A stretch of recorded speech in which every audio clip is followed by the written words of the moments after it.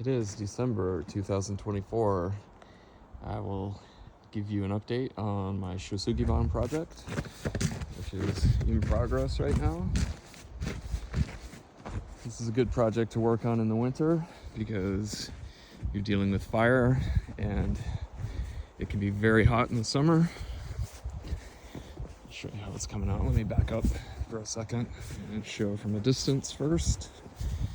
Kind of take a look at it from back here. You can see the front is done, side is done.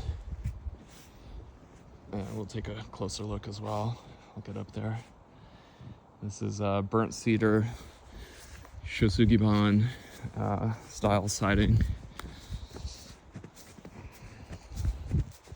Get up close to the side.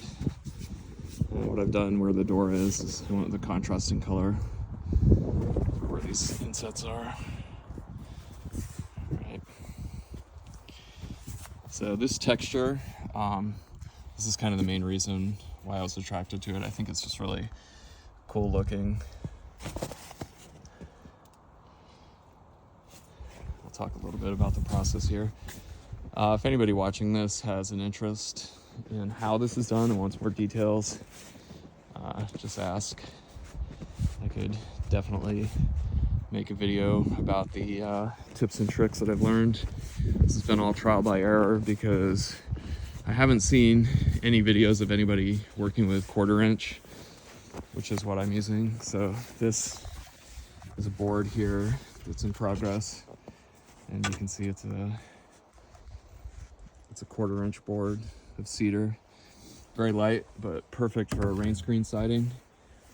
I'll show you how it's attached over here. Get around the corner.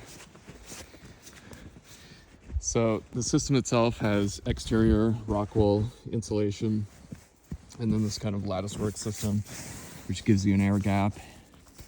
Try to get in here. You can probably see that, but my fingers can fit up behind it with no problem. You can see it better over here, actually. If we come in here. Right, plenty of room for air to flow.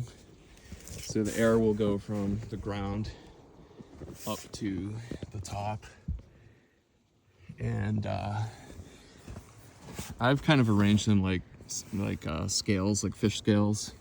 So they're overlapping. And if you really look from the side,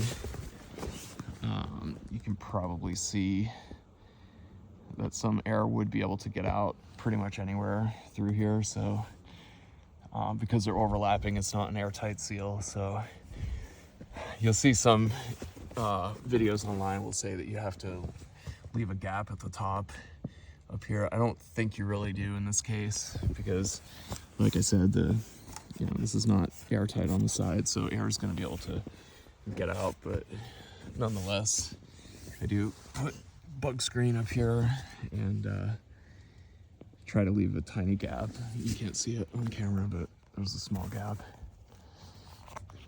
This one you can see, but on the top you wouldn't be able to. All right, so something to point out about the color. This side here has no finishing, like there's no clear coat, there's no anything on it. It's just raw burnt wood. And that's an option. From what I understand, that's how they leave it in Japan when they do this. They just leave it this way. And it's kind of silvery. It's a little bit of it's definitely black, but compared to what I have on the front and the side, which has a clear coat, this is more of a silver color. So I think it's just a matter of preference if you leave it raw like this or if you put something on it. I have noticed that with the raw wood, there we go, get it in focus more. So with the raw wood, with nothing on it, you can see the knots more prominently. And personally, I prefer to have it more uniform, which is why I put a clear coat over everything.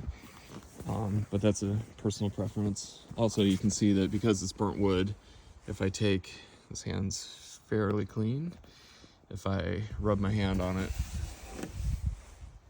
you see that the char comes off, which I'm sure you'd expect because it's just burnt wood, so there's nothing special about it. But anyway, that's what it looks like when it's raw. I leave it in that state as I do the install, And then I put a clear coat over everything. So this front has clear, and you can still see the texture, but the difference is it won't come off on your hand. So let's see if my hand's clean. I can kind of rub on this as much as I want, and there's nothing comes off at all. So clean to the touch. It's one of those things where from a distance it just looks like black siding, but as you get up close to it, you realize, oh wow, this has been burnt. Huh.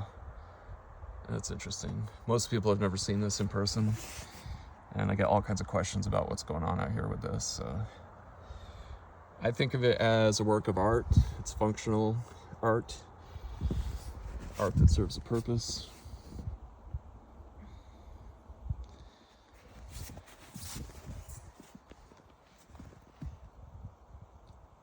Let's show a little bit more over here.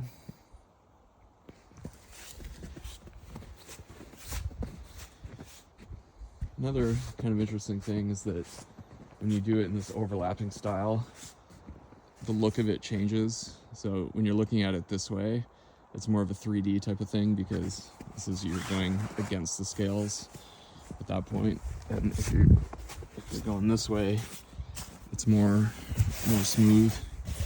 And from a distance, it's kind of adds a sense of motion to it, which I think is pretty cool. So from here, this is looking against these scales. If you think of it as a fish scale, that way. This is with. And then as you get straight on, it looks more like just kind of flat from the side. And then from back over here is the most seamless. And you see it here going with the scales. So that's another kind of artistic aspect of it, I think.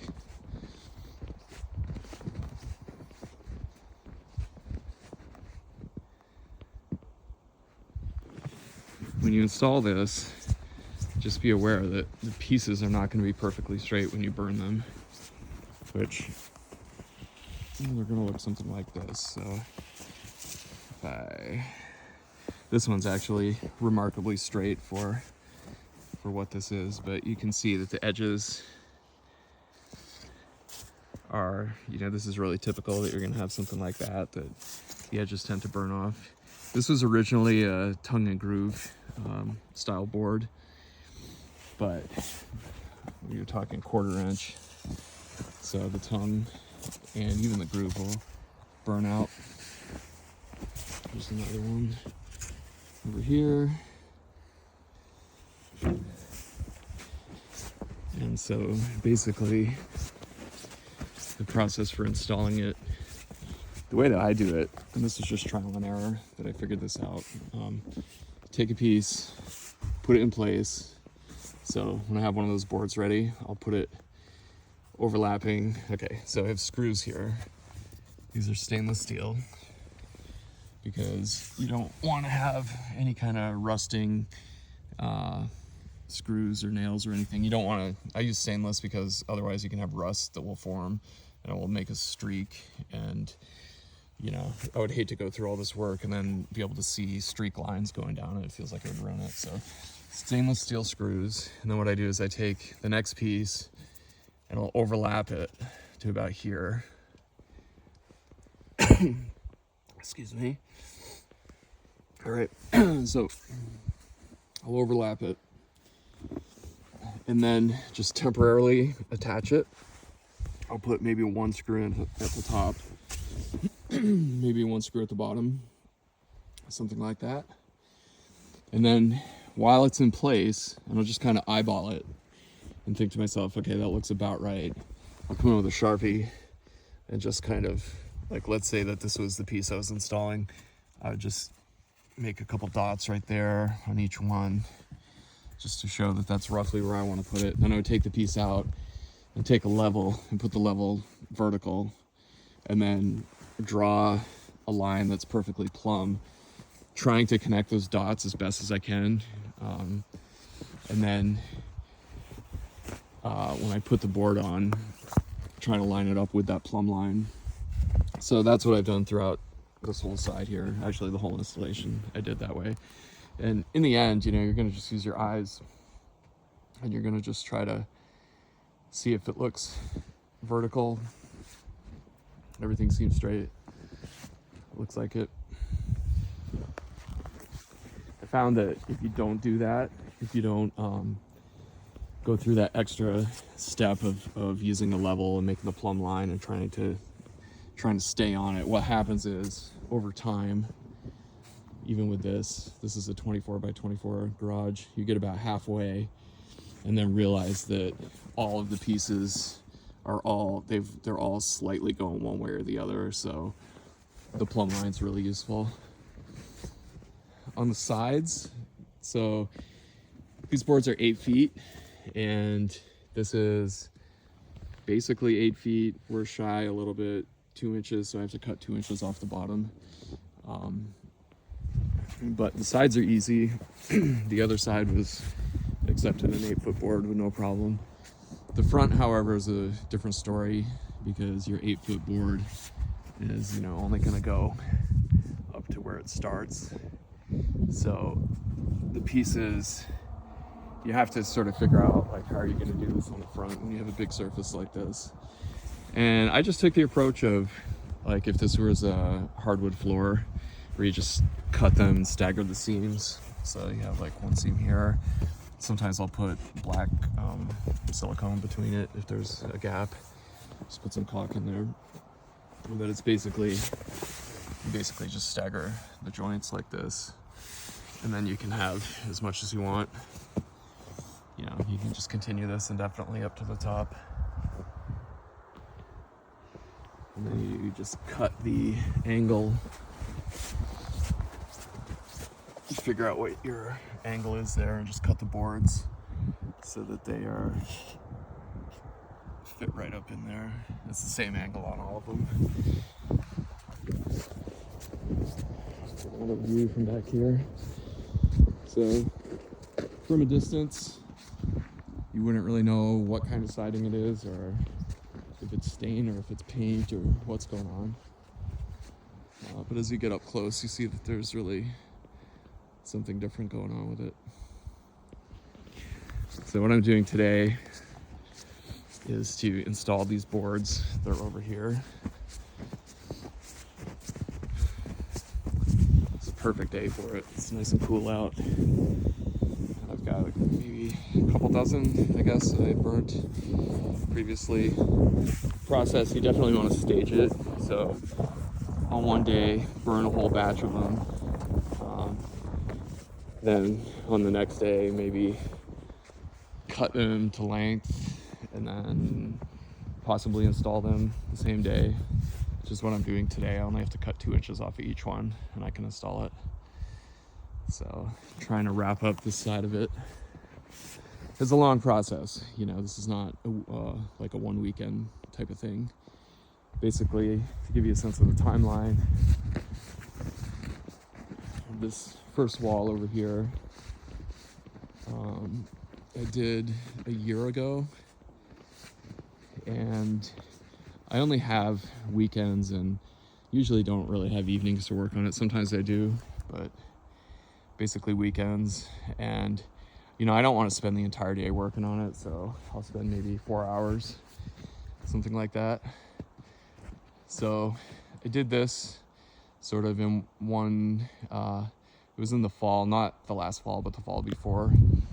And then this past summer, I did the whole front side. And the thing that's pretty neat about it is the color comes out exactly the same. You can have apparently as much time as you need between, between sections. Burnt wood is burnt wood. It's not going to change color. Where it does change a little bit in the sun is if you leave it raw like this and the UV hits it. I have found that if it's exposed long enough, it's already kind of silvery looking. That's sort of what it looks like in its natural state, but the knots will actually turn white, and that's not the look that I'm going for. So I put a clear coat over it, and if you find that it's doing that even with a clear coat, like if the UV is still getting through and making it so that it gets more of a lighter type of color under there, especially with the knots, there's nothing wrong with just putting some black stain in with your clear, and that would bring it right back to solid black everywhere.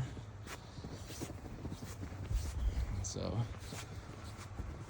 not sure who's going to be watching this, or if you find this interesting or have any questions or whatever, feel free to leave a comment. I'll try to answer it.